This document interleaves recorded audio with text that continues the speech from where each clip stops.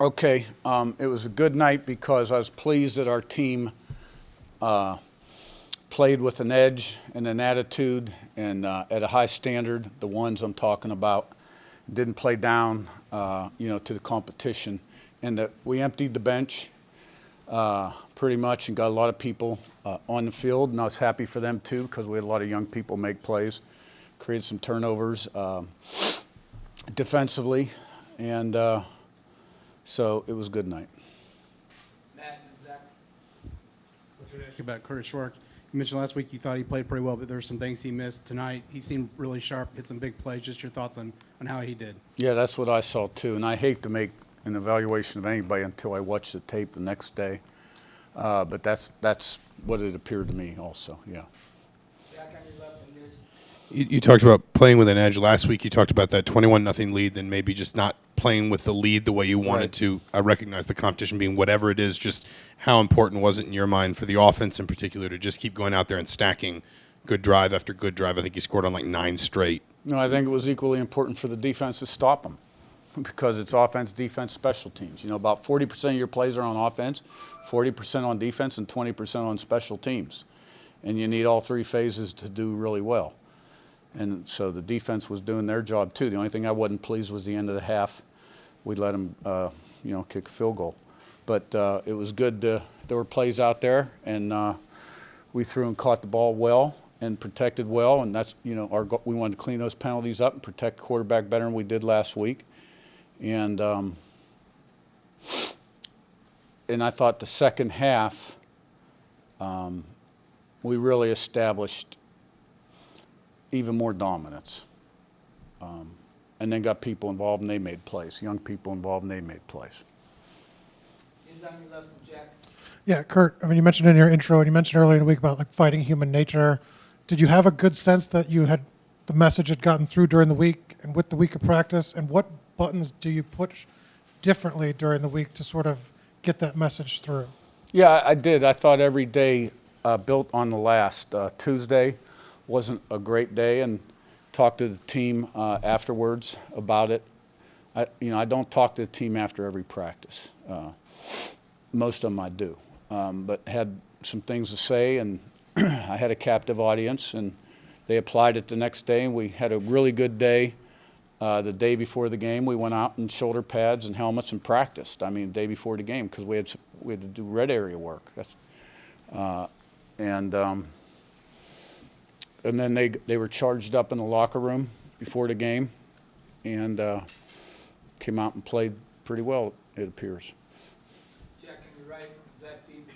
Curt, Tyreek Tucker tonight had a sack and a tackle for loss. I know you had him last year at James Madison, played last week too. Just could you kind of talk about how much he's developed from what you've seen from him last year coming? Really proud of him. His brother played for me, and was an All-American linebacker, 5'8" and a half linebacker. Finished his career at Texas. And Tyreek has really improved every year. He's great, overcome a lot in his life, and really does great in the classroom. He's a great teammate. He's really improving every single year as a player. So I'm really proud of him, happy for his success. Zach B on your right and Seth. Coach over here, defense created a couple of turnovers in that second half. How important is it to continue to create those turnovers moving forward? No, that'd be nice. That's momentum and points. So it was good to see, yeah. Seth and then Daniel. Curt, I know you mentioned the end of the first half this week, and obviously, the same sort of drive happened against FIU too. I guess I know you haven't been able to watch the tape here yet, but I guess what do you feel like is happening in those 2-minute drill defense drives? I guess what do you feel like you have to clean up there?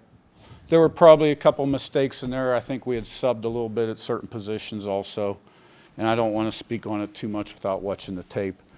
But you got to finish the half well. You got to start the third quarter well. We've been starting the third quarter well, but we haven't finished the half well. We've been starting the game well and finishing the game well too.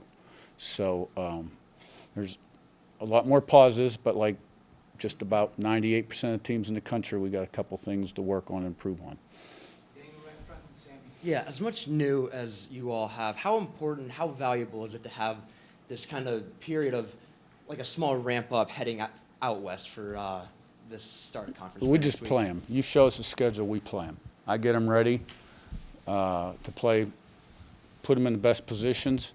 Me and the staff try and get them to play as well as they can on game day, and develop this football team every single day, and the intangibles, and develop the culture, the mindset, the identity, and how they think, which is critical, and how we play.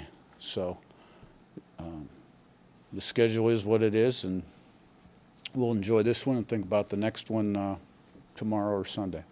Sammy up top on your left, and Joe last one. Coach, another young linebacker, Elijah Hardy, had an interception of a forced fumble. How has he developed and turned into a playmaker on defense? Yeah, I think he's got a real chance. We like him. He really started to take some steps forward at the end of fall camp. Moved in that number 2 linebacker spot behind Fisher. Although, Isaiah Jones is kind of a swing guy there too. And good athlete, comes from a great high school program, Lakeland.